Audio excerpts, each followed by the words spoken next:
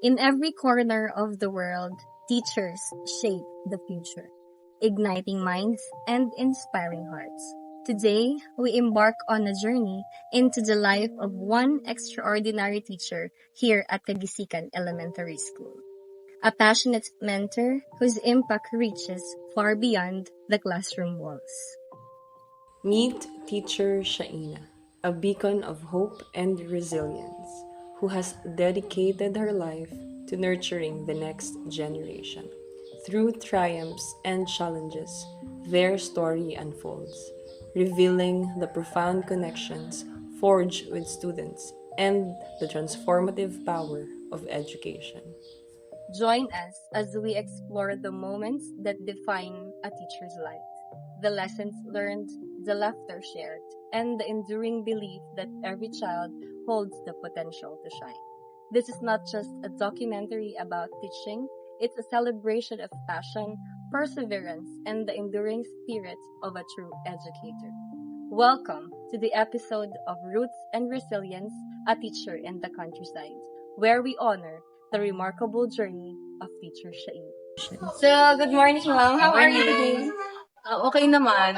Ayos naman ang aming gising.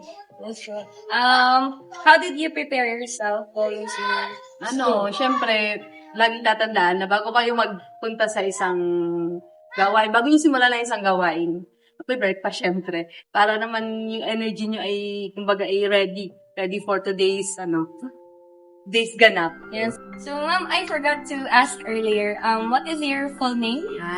Ako si Madam Shanina M. Reynag, Madam Shanina M. And how long have you been teaching here in Taguig-Sipat Elementary? I am teaching here for almost 4 years. Higit 4 4 years years. na. Yes. So- 4 years na and 3 months. 4 years and 3 months. Can I ask, ma'am, how old are you? I am 26 years old, turning 27. So young. Coming Still- November. Now, ma'am, can we start sharing your... Let's go.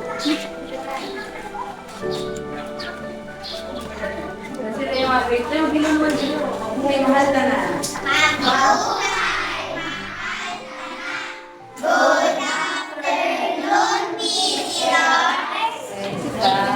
Good afternoon. Sila yung mga grade 3 maaasahan. Maaasahan ko sila sa lahat ng bagay, di ba?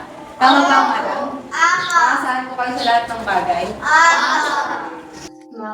What inspired you to become a teacher?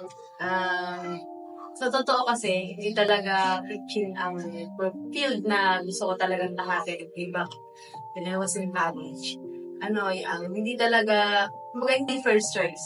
Yun ang pagtuturo. Una kong choice na maging nurse.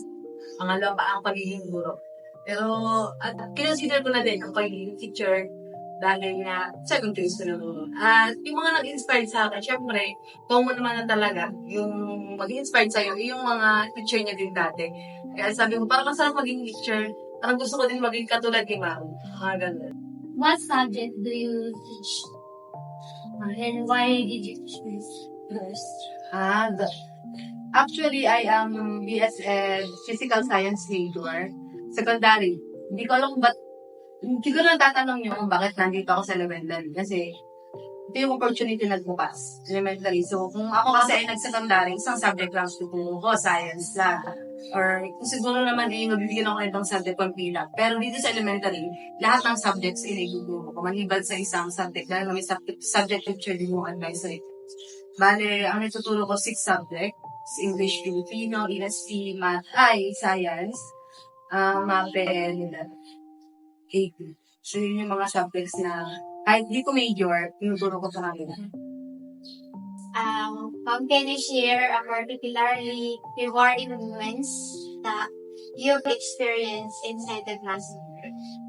Yung mga rewarding moments, experiences kasi, or moments na na-experience ko dito sa classroom, sa pagtuturo. Di yung mga every time na, halimbawa, may mga bata talaga dito sa school namin na struggling learners. Sila yung mga, kumbaga, hindi sila natuturuan sa bahay yung kanilang mga magulang. Dahil nga, syempre, dahil nanay nila nagtatrabaho, dahil nila nagtatrabaho.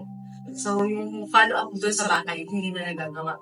So, every time na, di ba, may dadating sa akin ng these students, learners na hindi talaga pa sila nakakabasa or nahihirapan magbasa, kung yung bata na yon ay mapapatuto ko at mapapabilis ko magbasa, napaka-rewarding yun sa mga teacher. Kahit lalo na sa akin. Kasi kung yung batang yun ay dumating sa'yo na, kumbaga nasa level na hindi pang wiki, tapos napaangat mo siya, napaka-rewarding yun. At syempre, yung mga bata na motivate mo na pumasok araw-araw, yung tipo ba ng mga bata, kung may mga bata naman na tamad pumasok, ayaw pumasok kasi walang bawal.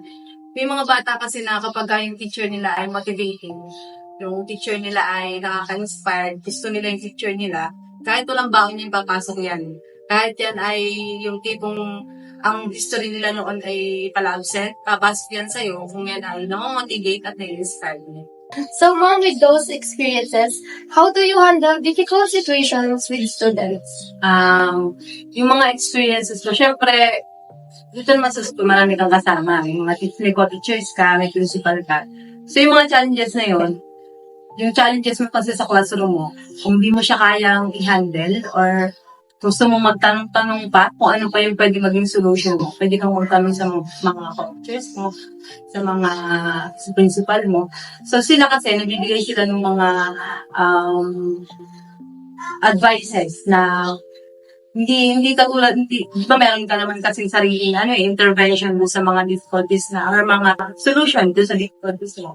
May iba dito sa solution yung mga kasama mo. Kumbaga papakinggan mo yung mga solutions nila na naiipa sa'yo. Kasi pag pinagsama-sama yung iba't mong solutions, kakamag kayo sa mas magandang iliya na pwede mong magamit sa mga difficulties na nararanasan mo sa class. So, can you consider yourself as an effective and efficient teacher? Masasabi ko naman na hanggat may batang natututo, hanggat may bata kang natuturuan, kita mo yung learnings nila, kita mo yung mga naituturong sa kanila ay pumapasok talaga sa kanilang mga isip na i-apply nila, effective teacher ka doon. Kaya hanggat may mga bata ako na nakikita na pumapasok para matuto, hanggat may mga bata na pupursige, nag-aaral, at naiintindihan at naunawaan ang aking mga tinuturo, effective teacher ako. So, from what we've heard earlier, you are very dedicated and passionate teacher to your students. So, aside from being a teacher in profession, what else or what are the things that you love to do? Actually, aside sa teaching kasi, meron pa kaming mga coordinatorships. So, yung coordinatorship ko, love na love ko din yun. Dahil ako ay isang school, kumbaga tinayo akong school nurse, pero hindi naman ako nurse.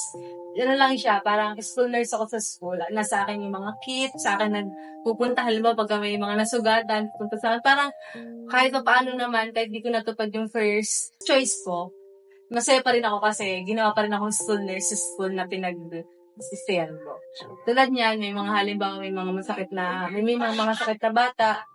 Parang may coordination kasi din ako sa division nurse natin. Kaya, yun.